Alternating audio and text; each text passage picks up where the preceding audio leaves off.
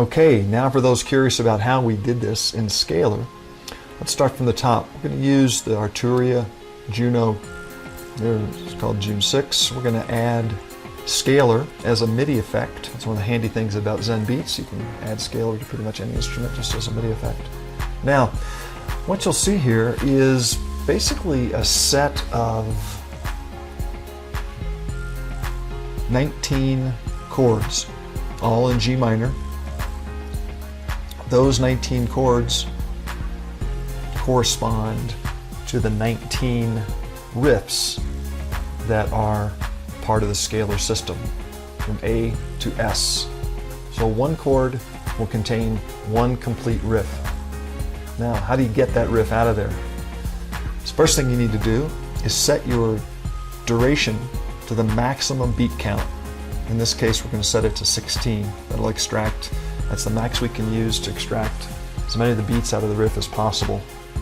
Now, many of the performance settings, in the Riffs particular, and melodies, are larger than 16 beats. So this is where the playback duration comes in. We're going to set it to 2x to make sure we extract all of the beats. Now, once that's done, we're going to go to each one of the chords. We're going to map that to one of the riffs. We're going to use the riff all, which is the composite of all the sub-riffs.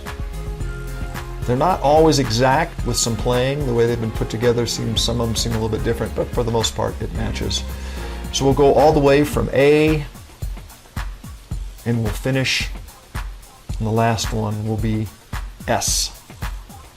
Okay, so again, each chord has one complete riff mapped to it.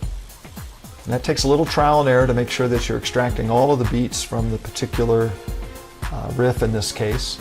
But once you do, or once you start, the way you do that is you start pulling the MIDI patterns directly to your DAW.